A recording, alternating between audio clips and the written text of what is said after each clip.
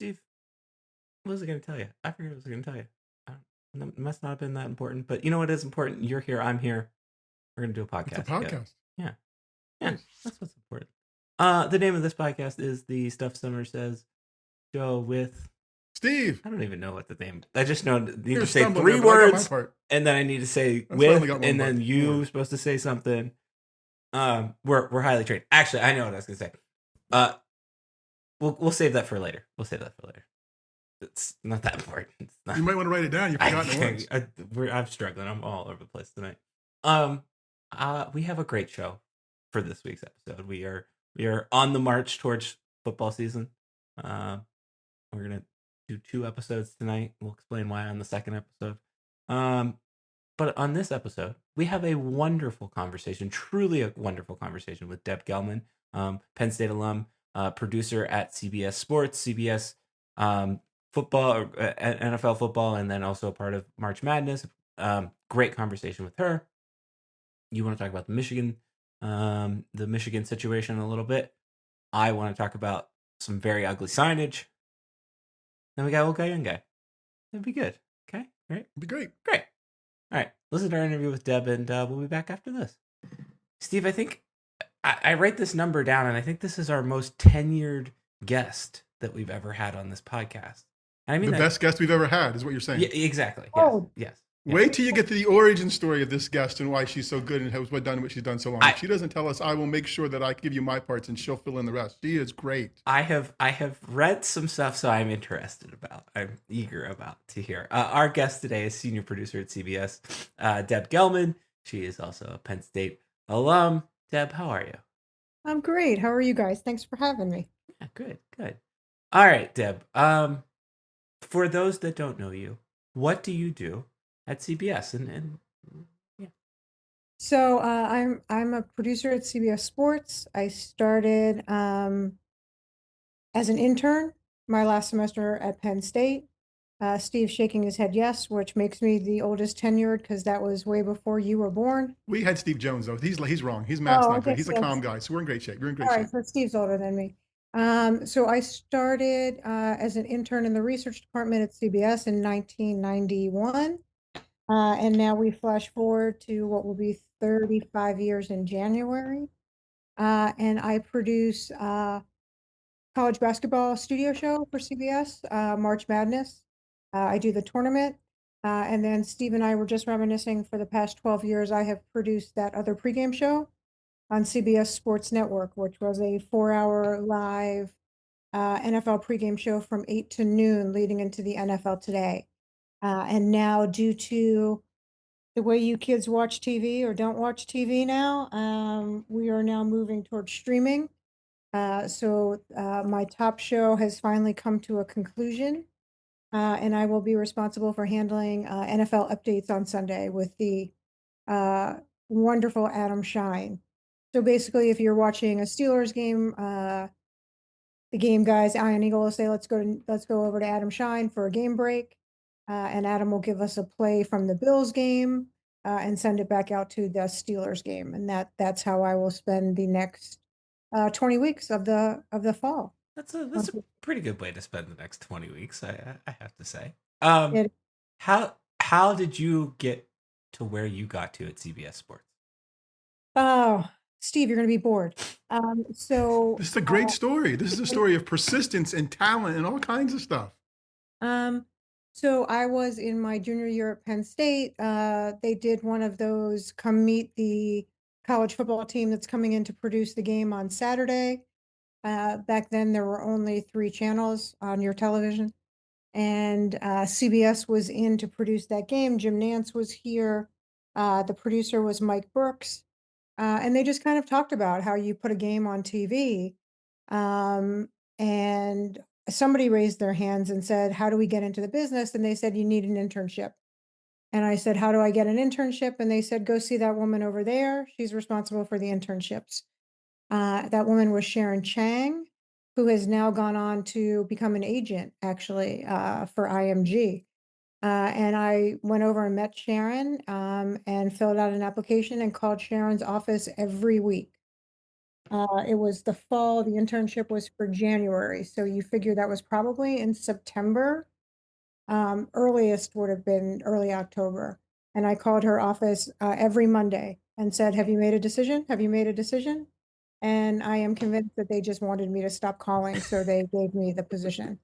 And I started in January of 1991, moved in with my parents, who had just moved from State College into the city, made $50 a day.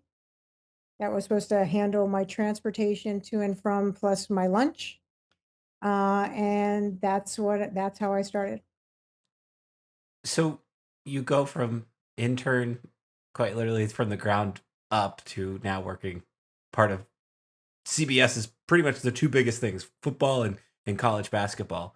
What has that journey been like for you, and what has surprised you the most about yourself on that journey? Wow.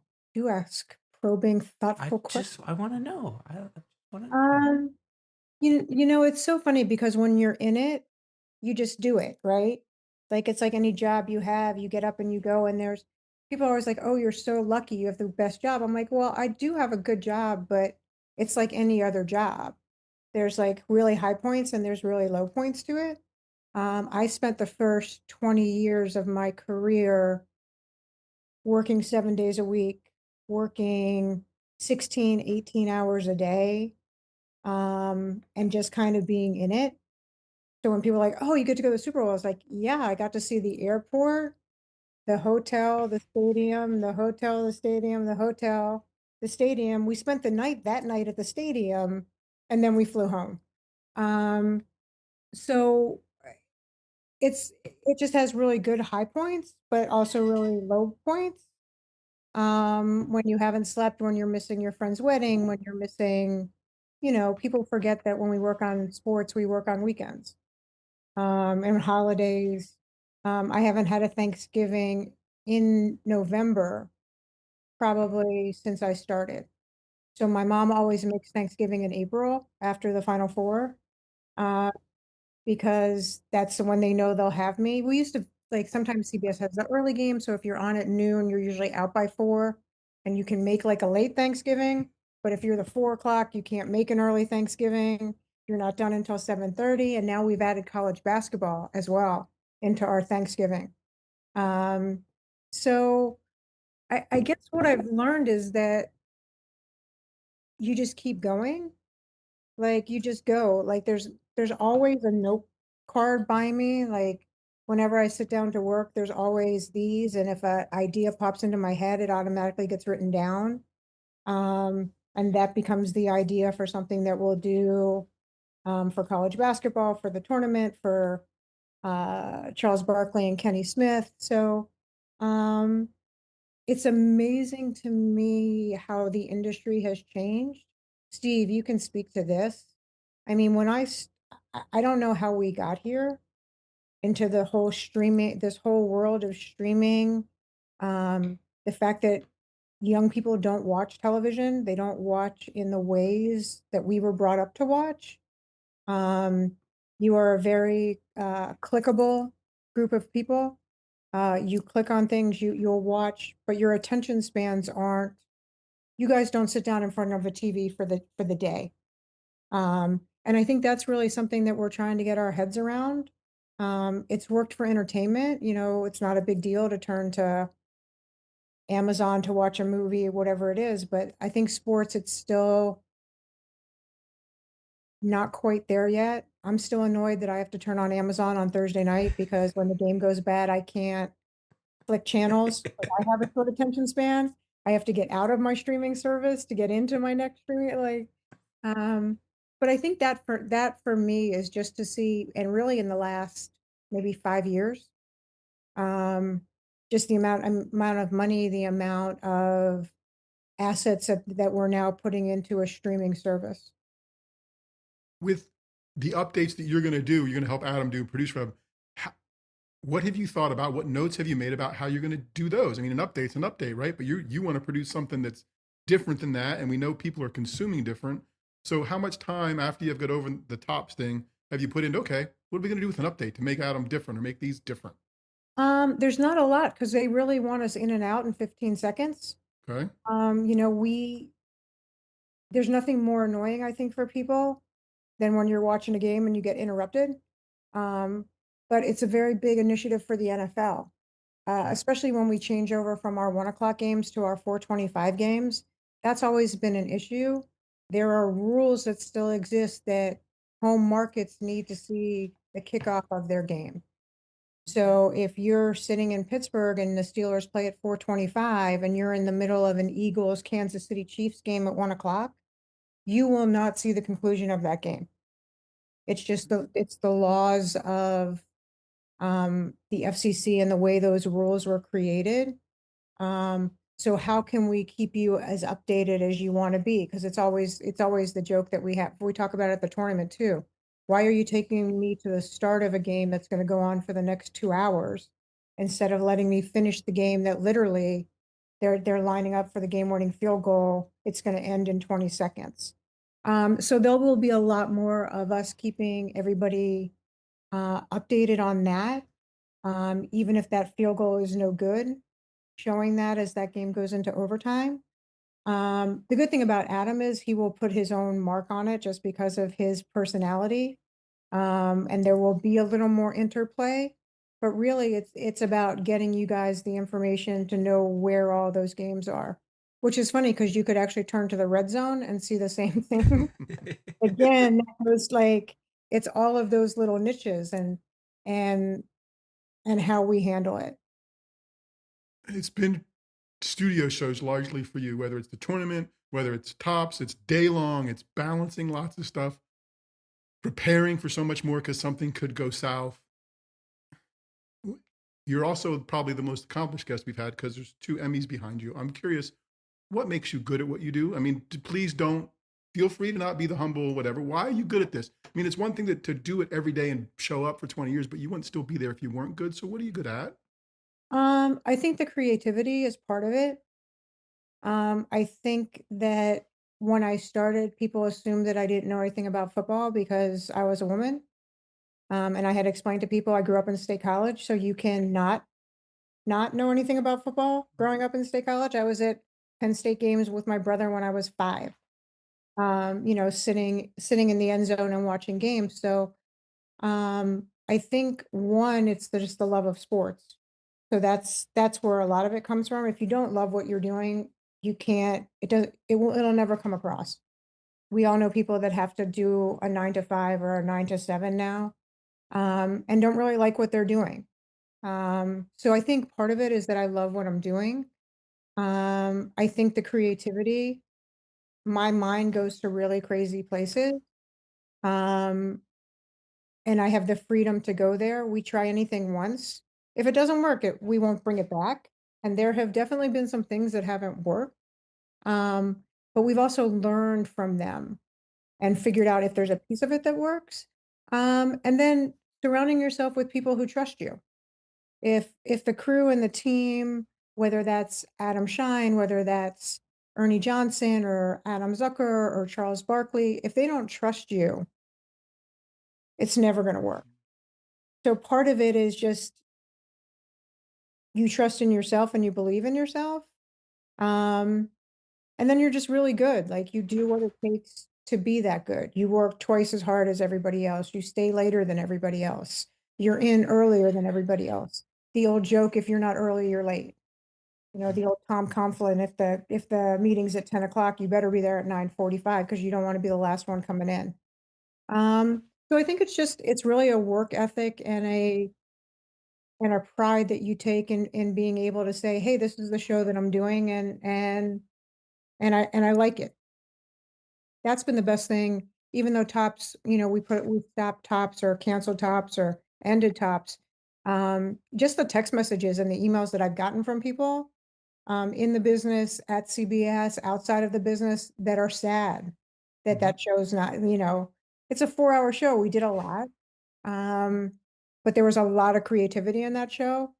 So that's good and bad. Like it's nice to get those notes, but it's also kind of sad that you're like, yeah, that's going away. But then there's always something new. The UFC, we signed a 7-year, $7 billion deal to become the home of the UFC, which is interesting. I never thought that we would be the network that ends pay-per-view for the UFC. If you watched UFC growing up, and it's funny because Steve, in my career, I did 3 years with Zuffa and the UFC, did their first fight in London, actually. But to go from that model that was strictly pay-per-view, that's where all of their income came from, now to them realizing that streaming is now the way to go for them, because again, this new generation isn't going to pay, they're not going to do pay-per-view, but they will get Paramount Plus for $9.99 a month so that they can watch 3 fights a month. So it's just it's also adapting and figuring out what the next thing is. That's a long answer to your short question. Well, so will you be doing UFC? No, that's 2 years out. They will handle their production as they always have. Okay. But they will have fights on CBS. There will be fights on CBS network. So there will be some play. I don't know if I will be involved or not. We're weeks or probably years away from that. But the industry is very small with people. You you mentioned the crazy ideas that maybe didn't work. What are some of the crazy ideas that did work? The crazy ideas that did work. One of them that took on a life of its own was Coffee with Coach. We would have Coach Cower come over every Sunday and do a segment with us. And Coach likes nothing more than coffee and some kind of breakfast pastry. So it became a weekly thing of where I could get the best donuts, the best Danish, the best crumb cake, the most famous thing that had just dropped. And then it would always be the joke. There would be platters of cupcakes, donuts, pastries. And then Coach would actually take them with him back over to the NFL Today studio to JJ Watt. And somehow JJ Watt became involved in this and they were eating. So we really had fun with Coffee with Coach. For the tournament, I do the Sweet 16. That's final Sunday when we get down to maybe there's 6 teams that are still playing that Sunday night to give us the final 16. And we have literally created with them, with Charles and Kenny and Ernie and Adam and Clark, a Sweet 16 board. It's been everything from donuts, cupcakes, candy, pie. And what I've learned from them is they demand the donuts. So literally we do a 10-foot bracket board that advances the teams via donuts. And they have to pick the final 3 games of the night and they end up picking by donut flavor as opposed to teams. They really like, you can get Charles if you have Auburn versus somebody, but you put his like glazed donut as the other team, then he has to seriously think about whether he's moving Auburn over or not because he wants to eat the donut. So that's one of the things that we've done with them. They make it easy. Ernie gave me the best advice I've ever had from anybody 12 years ago. When he told me, I was like, I have this idea. I want to do mascots, like have the guys identify mascots and blah, blah, blah. And he said, you can't make funny. Funny makes itself. And he knows that with those guys more than anybody else. If you try and set them up to be funny, it'll backfire on you. Like we've tried it a couple times where we've kind of done something and like they don't buy in because they don't want to be made fun of. It's a very fine line with them. But if they do something that you can grab onto, then funny makes itself. And you can literally bring it back around. Like we'll spend 6 hours and at the end of the night it will come back. And those guys are the best at doing that. Inside the NBA is the best at doing that. So, there's a million of them I think that have worked. But those are the ones that stand out. I'm gathering the food ones are your favorite. This is really what we're going for here. Well, they make it like they challenge me, and we're in New York City, so what a better place for me to try and find the best whatever it is. That's fair. And we've made friends with them. So we have people that show up, year after year that come back. The best pizza place in New York, he comes and makes pizza for us, and the cheesesteak place guy comes, Tony Baloney's comes. So yeah, the food guys are always a favorite. Those are the right people to know. You mention a lot of big personalities there. At least that's what comes through when I sit down and watch college basketball in the spring and even during football season with some of the names you mentioned. Are you managing or are you letting those personalities shine? And where is that line for you? Um, it depends, and it is a fine line. When I'm working with Kyle Long, Jonathan Jones, Brock Vereen, Amy Trask, Adam Shine, it is really much more of a collaborative. I will steer them in a direction. We have meetings, we talk during the week, we have a meeting on Friday. So we've kind of talked through and I know what points they want to get across. If something big happens, then I'll jump in and say, hey, take this. I'm also listening to them. If they're going somewhere and I know it's going to be good, I let them go. Um, it's one of the hardest things to do as a producer is to be able to listen while you're producing. It's why you see a lot of executive producers that stand out on the floor for like late night shows and entertainment shows because then they just stand on the floor and they listen. They're not involved with what's going on in the control room. But because I'm actually producing the show in the control room, it's hard sometimes to listen. And if they're going somewhere, I let them go. And there have been times when we've killed a segment and said, hey, let's take a commercial. We're going to come back and pick this back up because it's that important. Um, the guys from Turner, I keep calling out Kenny and Charles. They don't rehearse. We had a meeting last week and somebody asked me, they're like, well, what do they talk about in your meeting? And I started laughing. I said, you assume we have a meeting. They don't have a meeting. That's not who they are. That's not how they've worked at Turner for 35 years. So with them, it's a little different.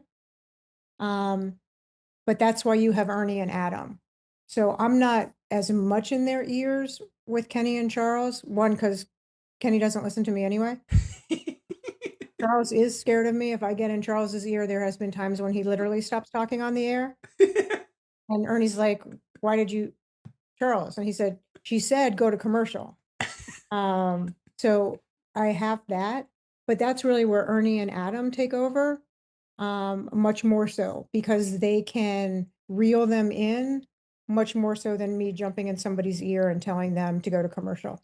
Now, if we have to, and we've got a game that's tipping off, I will cut their mics off and we will go to commercial. But that's also really different from the way they work when they did the post-game shows for Inside the NBA, because they're on at 1 o'clock in the morning and they can go forever. They can do 30 minutes, they can do 55 minutes. So it's just kind of balancing those and balancing their personalities. And there are times when we should have gone to commercial, and there are times probably when we shouldn't have. But I still have sponsors that I have to keep happy, and my sales guys that are screaming, you got to get 4 commercials in, and you only have 6 minutes left in your program. So, but it's a give and a take, and it's also a trust that they have to have in me that's taken. I've worked with those guys. I've produced them for 12 years. But I've been with them since we did the deal with Turner and the NCAA. So it's been almost 20 years with them. So they trust me as much as they'll trust people. And I have to trust them. I have to trust that there will be a moment when they will go somewhere where none of us wanted them to go. And it will show up on awful announcing and whatever, and it'll make all the trades, and yeah. I have 2 questions that'll get us probably off track, and then Darian will pull us Yeah, back in. With those guys, right, and inside the NBA's move, right, they're going to go to ESPN. There's been so much angst about how the show is going to change because it's produced someplace differently. What is your sense of that? Is it the talent? How much does a producer impact guys like that and a show like that, which is generally acclaimed as one of the better studio shows ever? So they are keeping their production team intact. Right. They will not be produced by ESPN. The show will be produced out of Atlanta with the Atlanta team that has been doing it for all these years. they're they're kind of couching it. I don't like to speak about other networks because I don't have any knowledge. Mhm. But from what I've seen is it's kind of like the Pat McAfee model, which is ESPN bought Pat McAfee and kind of left Pat McAfee alone. So the Pat McAfee show is the same YouTube Pat McAfee show. You just now find it on ESPN. I think that's what they're hoping to do with Inside. But what no one has said is how many nights that will be. Remember they really only had one night. Like Candace Parker and Dwayne Wade did Tuesday nights, and Charles and Kenny did Thursday nights.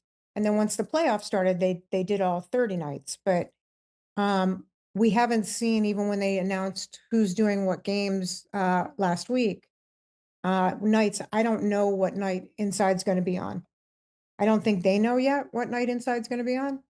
But I do know they will come from Atlanta, and it will still be produced by the team that has produced it. The only thing that's different is commercials. Mhm. You know, Turner kind of, to them, that studio show is the marquee. So they'll do a 15-minute segment and do what we call burp segments. They'll do like 2 burp segments, which is literally like Ernie and there's so and so warming up, and we'll be back right after this to get back on time. That would be the only difference, actually being on ESPN that has a different commercial format for them. But look, this is what they wanted. Those guys, that show is, I would say, is the best studio show there is, just in terms of chemistry and fun and seriousness and the jokes for them. So I think it will stay as true as they can make it. Um, but I don't know. Okay, and this is maybe my last one, but you're going to say something interesting and to Darian, and I'll chime in. As you explain what you do, there's a fixer piece to it, right? There's a solve problems. There's a do this. Who or what makes your life easier? Like who or what makes that happen for you? Yeah. Um, the team and the whole team. It's really for me, especially for Tops, it was such a little team. You saw it, Steve, that there's like 6 of us. So really it was every single person had such a crucial role and was there, whether it's me bouncing an idea, like I'll pick up the phone and say, hey, is this crazy? Do you think we can, like, how can we, or what would make this better? So for Tops, it was always that small team. And then when I get over on the network side, it's that whole control room. It's everybody from the graphics team to the research team to the associate director that sits next to me, to the remote coordinator that's behind me, to the director, who's making everything that's in my head come to fruition on the set. It really is, it's a team effort. While the idea itself might be mine, I never want anybody to feel like they can't say, I think this could help, or maybe this could make this better, or what have you thought about this? Because I don't know it all. And I may have a concept. Perfect example for the Final Four last year in San Antonio. It was the first year. The way that our contract works is Turner's responsible for the studio show. CBS is responsible for the game for the Final Four, regardless of what network it airs on. And we switch every year. Last year was a CBS year. This year's a Turner year. So last year, for the first time, I got to do the first hour of the pregame show on Saturday. And then Turner came in, they did the next 2 hours. And I wanted like an opening concept I came up with this idea that was kind of like Anchorman, that like Adam Zucker was in San Antonio and he was looking for his guys. He was looking for Wally Zerbiak. He's looking for Jalen Rose. He was looking for, now I forget who was the third person with us. And so I was like, what if we did it like they're scattered around San Antonio? Like Jalen's on the Riverwalk, Wally's like at a Western store getting boots on, like where, and I couldn't figure out where Adam was because I was like, Adam needs to, how do we shoot this? Da, da, da. And somebody was like, what if we there's a trolley that goes around San Antonio. What if Adam's on the trolley and it's like Anchorman and he's like, announcers unite. Like they all come together and meet us on the set, like in San Antonio.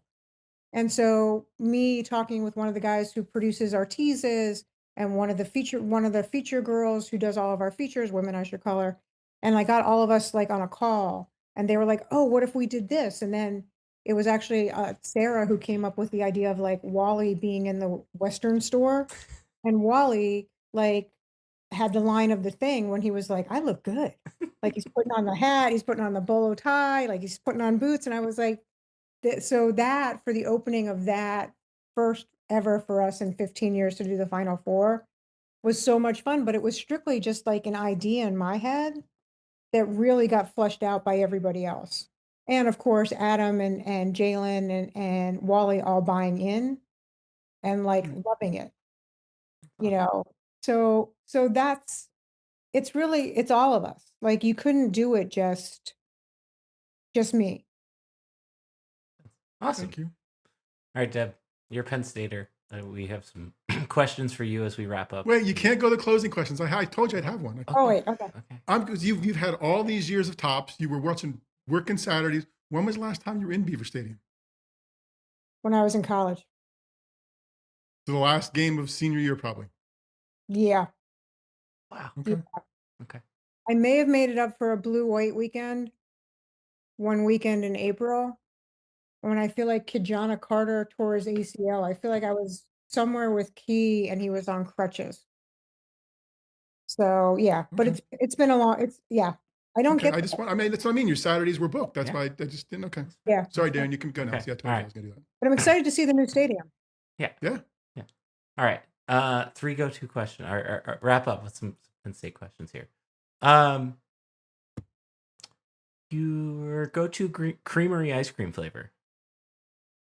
My dad is strictly peachy paterno. Okay. I would have to go mint chocolate chip. Okay. And here, Steve, I was concerned. She said she lived Oh, in I State thought College. for sure she was going to say Meyer Dairy and you were going to fall out of your but, chair. you I know, thought for sure she was no, going to Meyer Dairy. I'm glad she didn't. So there's that one. You're back in town. Oh no, wait, sorry. You are the czar of Penn State sports for one day. What change? What are you doing? What anything is open to you.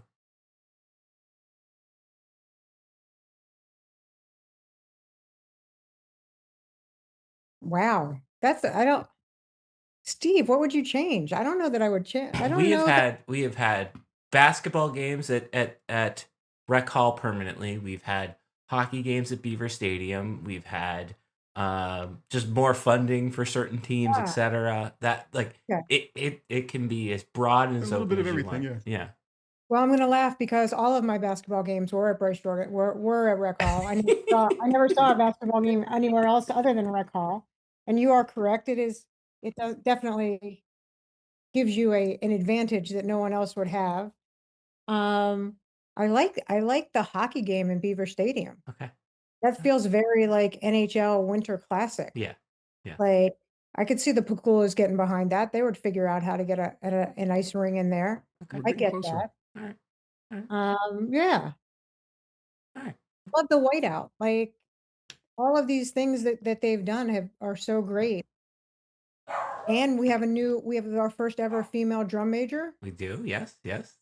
I think is a long time coming and fantastic. Can't wait to see her do her somersault right over the top of that helmet. Yeah. I gotta tell you, like I work with a lot of people that are Michigan, Syracuse, like, and I would put Penn State in what we do up against any of them. I think that atmosphere is second to none when you're in Beaver Stadium. Cool. All right, last one. You're back in town for one night and one night only. What bar are you walking into? And it can be living or dead bar. They're all dead because the ones I worked at are all dead. I mean, I waited tables at the Lion's Den. Still there. I would probably swing by there for a moment. I also waited tables at Baby's Burgers and Shakes. That's gone. I don't think that's there anymore. Building's there. Looks the same. Yeah. I think you got to swing by the tavern just to get whatever that terrible red drink is that like you can only drink one of. You would always your parents would take you there for dinner. It wasn't an old fashioned. It was Adam's, something else. it's Adam's apple, right? No, that's The Adams. Yeah. It's the evil Original sin. The original, thank you. The original sin. I was thinking about this the other day so my dad taught at Penn State. Okay. So like the joke was we'd meet my brother and I sometimes would just meet my dad for lunch because we lived in the dorms and we needed lunch. And the two places we always met my dad was either Brothers Pizza, which was, I believe, $2.99 for two slices and a drink. And people still dined and dashed out of there, and it was only $3. And the other place was Roy Rogers, right on Atherton That's right. Street. That we'd meet him at Roy Rogers, which apparently are making a comeback. But yeah, Okay. Very cool. I like I would those. hit the old stomping grounds at least one more time. I like those. All right, Deb. Well, thank you for joining us. What should people be tuning into to know is your work? This is your You should moment be to tuning in promo. on Sundays to Adam Shine, sending you out to an update, and watching as much football on CBS as you can. And then literally, I think I start college basketball Thanksgiving Thursday. Yeah. So we are gearing up. It's crazy. It's Coming quick. gonna be here It's soon before you know it. And of course, every Saturday I'll be watching my Penn State game. There you go. All right. Not streaming it, watching it on a regular show, on a regular channel, on a regular network. And I'm so excited that my Penn Staters and my Big Ten that were on CBS. We're very excited for that. The Big Ten is huge for us. We opened the season on CBS. You should be able to get down here. Which game is that? Nevada. 3:30 against Nevada. You could be down here before things get crazy. You know some people. I know some people. I'll have to see if the jet's available. You still can't fly in and out. I No, gotta you can't. drive That's to true. Philly to fly to Steakhouse. That's a whole nother podcast. Thank you very much for joining us, Deb. This was great. Thanks, you guys. I appreciate it. Best of luck for the fall. Steve, I'm going to be very honest with you. If I ever kick you off this podcast, my first guest or my first call is to her. Now I'm not sharing the link. Now I can't link it to her. That was one of my favorite interviews we have ever done on this podcast. It was so fascinating. I enjoyed her authenticity, her honesty. I love her talking about persistence and just being quite literally persistent to get a job. I think that was a great story. But I also love how she's showed off her creativity and has kind of, you can be ardent in what you believe, but also be accepting in getting opinions and ideas from others. And I think that really shines through. And I think it was really fascinating to hear her discuss how she manages and handles all of those personalities that she listed with, because those are some big names in sports media, sports really, period. And I think to her point, like, yes, obviously the inside the NBA crew is Turner, but that is a highlight of March Madness, is watching that gang and watching those. And the other pregame show, I enjoyed watching that when I would tune into that, because it was something different and fun and unique and wasn't the same thing that I've been watching for 25 years on the network. So I thought that was a great conversation. Yeah, she's wonderful. I mean, and I think I don't think her career path went from Buki building, literally on campus. That meeting she talked about with Jim Nance was a room full of Penn State students interested in the media. And again, only one game in town realistically on TV at a time back then. And that room was a who's who of some people, like people that we've had as guests, Sweeney Murdy, Dana O'Neill. Like, you could chart that room by some of the guests we've had. But her persistence to, like, get the internship, follow up, go what's going on, do what's going on. Can you do what's going on? I'll find my English. And just do it well consistently for 20 years. I mean, they're not keeping her around if she's not good, and she's creative. And then we were blessed enough 2 years to go up and watch the show. Got in there at Dark 30, watched her put it together, saw the rundown for it, detail oriented, engaging, just all the things a producer should be. So she's great. And, I guess if she has this seat in a couple of weeks, we'll know what happened. Yeah, but yes, we appreciate her time. Don't worry, we're not. And she's really good at what she does. No, that was great. We appreciated that. All right. Let's you want to talk about the Michigan thing? I think the Michigan sanctions thing, right? Like, it was fun. It was interesting to watch the Penn State fan reaction to the Michigan fine, and they're not doing it. I think people weren't wrong, but at the same time, Penn State has a place in history as the place where the NCAA clearly overstepped. I mean, for good or bad, right? Like, I mean, mostly bad, right? But I think people, oh, what are they doing this for now? I think Penn State was the lesson for the NCAA that overstep isn't going to work, and they've got to find a different way for it. It happened with North Carolina and the academic scandal almost immediately on the heels of it. It happened here, where they're going to fine them, and it's not an insignificant amount of money. And I think the money matters. Taking away losses and things, the silliness that they did before Penn State with other institutions was nonsensical. People saw the victories happen. It wasn't, you were just rewriting history. I think the Michigan thing this time, with the show cause actions for people that are affected and the money, I think that's as meaningful as the NCAA can get. And if it's one of its last actions as the world changes, I think that's a good thing. And from the Penn State perspective, I understand what people are wrestling with, and I know the NCAA overreached, but I think it's also like, okay, hey, we were the place where the world changed a little bit, and maybe that's not necessarily a bad thing that came out of that. I don't know.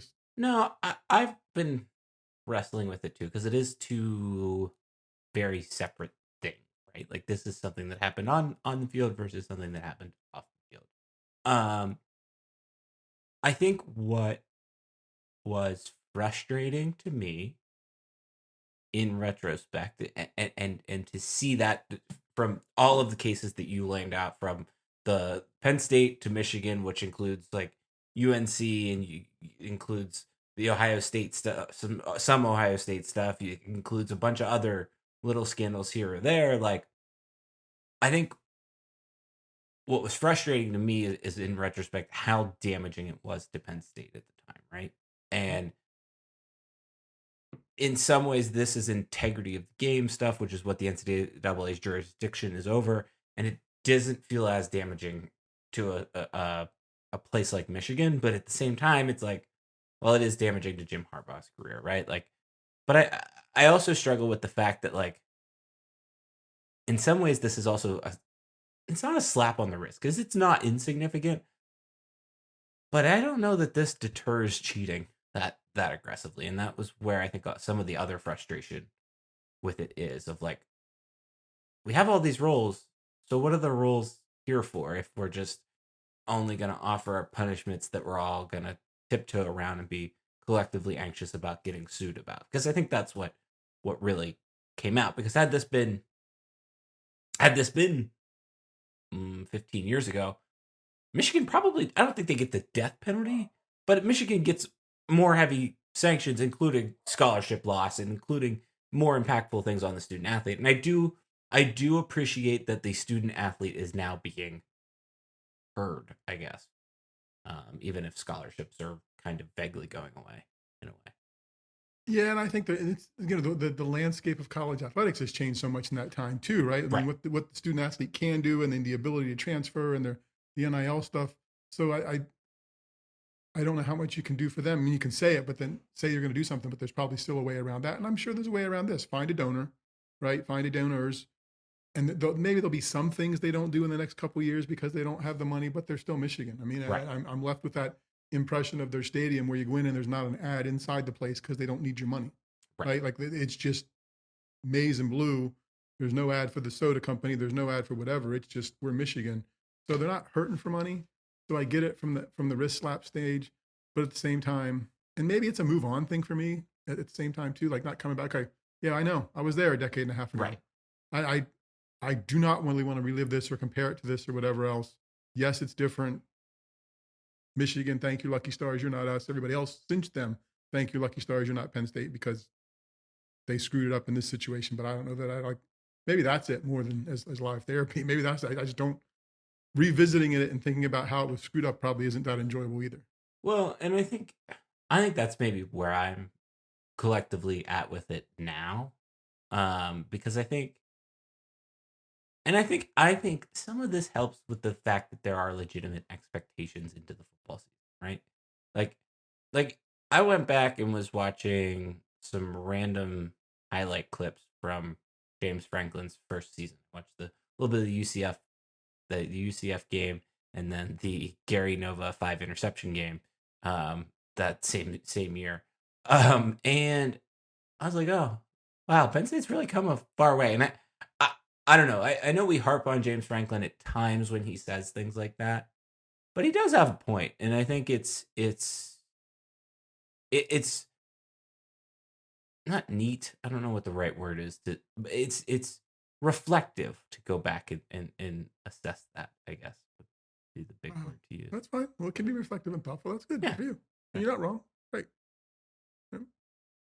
I do think the Sharon Moore getting suspended for one extra game thing is very silly when Sharon Moore is going to have to sit out the third and fourth games of the season, but not the first and second games of the season. I know, that's the way with all like it's just kind of yeah, because he's gonna get the coach against his alma mater. You know, that it's just that kind of stuff. It's silly. Yeah, don't do illegal things. I didn't realize Denard Robinson was a part of this. The coaching staff. I kind of forgot about that. I forgot about that. And Connor Stalions getting an 8-year show cause compared to Jim Harbaugh's 10, as if Jim Harbaugh was ever coming back to college football after this was all over. That one, I don't know. The show cause ones feel relatively silly. Jim Harbaugh will get. I'll bet you Jim Harbaugh gets cheered inside Michigan Stadium. Oh, on the 5-year anniversary of that thing. Still, right? Like, I mean, that's the irony of the show cause is that's still going to happen. That he's still going to come back and get his laurels there in 5 years or 10 years, probably sooner, 5 years when the Chargers are off and Michigan has a home game. He's that man is forever. I don't even know what he's a character, and he knows how to lean into the bit. He's the greatest wrestling heel we've ever created. That's fair. Would be the best way to say that. Gloves and all. Yeah. Okay. Anything else on the Michigan thing? No, I'm now waiting for yours. Your stadium sign. Okay, so let's recap. Let's begin with a recap. This off season, if you'll remember, back in February, give or take, West Shore Home spent $50 million over 15 years to become the field naming rights holder at Beaver Stadium. So now it is just, instead of being just Beaver Stadium, it is West Shore Home Field at Beaver Stadium. But that only refers to the field. That's what we were told. That's what we were thought, kind of made to believe. Fast forward as all of these stadium renovations and things are happening. And about a week ago, I saw a picture, which I was very excited about, of I believe it's a Kirk Herbstreit quote of saying the best student section in the country, period, or something like that. I don't know it verbatim, but pretty close to that. And listen, you will not find anybody. I love two things about my Penn State, about three things about my Penn State experience. First being my wife, second being the Daily Collegian, and then the third being Nittanyville. And I in that order? No. And we can debate the order later. Yeah, you will be. I will be. But one still Anna, don't worry. But you will find nobody that gets more excited when those little things happen, because that is a cool moment that Penn State is acknowledging the importance of what the student section and what Nittanyville adds and provides. So they go out and then it seems that those letters kind of disappeared for a minute, and were taken off the stadium because some people are reporting that didn't look big enough. And so to fix that, someone somewhere said, why don't we just get the vinyl stickers and basically put them up there? I'll superimpose maybe at this point on the podcast, if you're watching on YouTube, the image that was circulating around from Audrey Snyder's Twitter of these temporary signs. First, on the first deck says West Shore Home Field at Beaver Stadium, which I have one issue with. The second issue is the fact that the quote was basically just kind of lazily put on there. The story is that they are getting, as BJ Worzen said, replacement letters that are a little bit bigger to replace those initial letters that went on there. And my question is, my conundrum grumble with it is, why are they half-assing it? Why not just wait until those letters are come in to put all of this up? Why do it with this terribly looking made, crappy, slapped together vinyl sticker that says all of this that no one thinks looks good? No one is like, wow, this looks amazing. No, it just looks bad. And I have several issues with it. I'm gonna shut up there. Your thoughts? I think you are 100% correct. Okay. There's no rush to getting it up sooner. I mean, I guess if the contract says your logo is going to be up for all home games, okay, maybe you got to get it up there. But I guess going back to that, I guess I'm surprised that the logo is facing outside the stadium, right? Like I thought the next step was you sell the field and then you're going to name some gates, right? And make yourself some additional money. It's not going to be gate A or B. It's going to be the Wawa gate and the Sheets gate and the whatever else gate and the Rudders gate and some other gate. So I'm surprised, A, on that from the sponsorship side. And then B, and it's funny how Penn State has gone this way in recent years with ADs and, well, before the ADs, there was very much, we're going to be high class. We're going to be at this level of stuff. We're not going to, going back to the Michigan thing, we're not going to do something until it's done. You're not competing with anyone. Nobody's going into that gate week 3 that probably didn't go in at week 1 for the most part, the student gate. Go ahead and wait a second. Nobody's beating you there unless the West Shore Homes people are like, no, we've got to have our stuff up in week 1. That's the only reason that you rush through, because now you got to pay somebody to take it down after they've already paid them to put it up. Just wait. And I know we don't know all the moving parts, but it feels as if waiting until you could do it correctly, once might be better than, what's that once? And then, okay, here it is the second time. Well, I think you said a couple things there. First off, you said the 2 quotes that I was hoping you would say, because you tell me those 2 quotes all the time. You say, nobody's beating us to the stuff that we put up on our blog, right? Like, and I know that's minor, but that's important. And what's the other thing you always say? What is it? What is better isn't better. Or, more isn't better, better is better. Yeah, more isn't better, better is better. And I was thinking about that as was looking at that, because that's what came through. To your point, nobody is beating. There is no rush to put this sign up. And so that's kind of where this like whole my bigger issue with this kind of starts, is because we were told this was a field naming rights deal. That is what is in the press release. That is what is went through and reread it the other day. It's crystal clear. But for them to put the name outside of the stadium, and yes, I know I said it won't matter back then, but it is frustrating because that's not necessarily what we're sold. And number 2, if it is, we're putting it on the stadium in that shape or fashion, then we're leaving money on the table. And that is important because we could get more money for that as a university, as a football program, athletic program, whatever. And you're selling yourself short. So that was one of my issues with them putting it on there. And we don't, like you said, there are a lot of moving parts. We don't know anything, and it could say that in a contract. But I'm sorry, like, take particularly the line of work that they're in, like, take a little bit of pride in what the work actually looks like to just get it done right. You know what I'm saying? Like, is the image you saw, and it everybody can see in the old on social media, is that the final piece? Like, I mean, is that the final piece of the temporary piece, or did you get an image that's in the beginning of this temporary? That is the final temporary piece. Okay. Oh, and then yeah, it looks like. And then there's another. They're going to do it more permanently. Okay. The same idea. I just want to make sure we didn't get an iteration of the temporary. So okay. No, I think this is the temporary, and it's just what frustrates me is, like, what is Penn State's landmark? And I think about that, but what are the first 3 things that come to mind? The Lion Shrine, probably more so number 1 for me. Number 2 being Old Main, and number 3 being Beaver Stadium, right? And probably for most people, it's probably Beaver Stadium, Lion Shrine, and then Old Main, probably in that order. I just think there's an important sacredness to uphold with that, and protecting of that, and it just does not look good. And I know it's easy for us to sit here and rail and pick apart on all of these, but when you're doing something that public and you do something that half-assed, people have a right to call you out on it. You're not incorrect. What's that? You're not incorrect. Thank you. Okay. All right. Anything else? Feel better? No. So you're preparing for the football season by complaining about that. I'm curious. in your preparations for the football season, as we move into the old guy, Keep going. Yep. young guy, I'll go not young guy. subtly, do you read?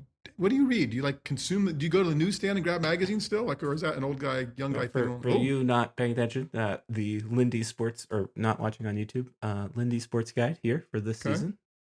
And this season, I also decided to add the blue-white illustrated, actual blue-white illustrated, to the season. I thought this was a good topic because this is something of a habit that I have developed recently in doing, like, the podcast. I think the last 4 seasons now that we've done the podcast, I feel like I need something, and this will live on my desk until the end of football season. Then it goes back here behind me somewhere, and I will read through the team that Penn State is playing before every week. I will read through the articles. Rich Scarcella wrote an article here in the Lindy's one. Yeah, this was not something that, although, like, I think what you're going for here, was this something part of my childhood? No, I didn't get these. Well, and there was the Sports Illustrated one, but that was about it. Yeah, and just because, especially the national ones, maybe not so much blue-white, and maybe not so much town and gowns, right? Because it's all local guys, and it feels like beat guys, and it feels like the deadline might be later. But for some of the national ones, I guess my curiosity is so much changes that some of those deadlines used to be, man, not long after blue-white, right? Like they had to get stuff written. So I didn't know if we got quality content. Like I probably haven't done a magazine.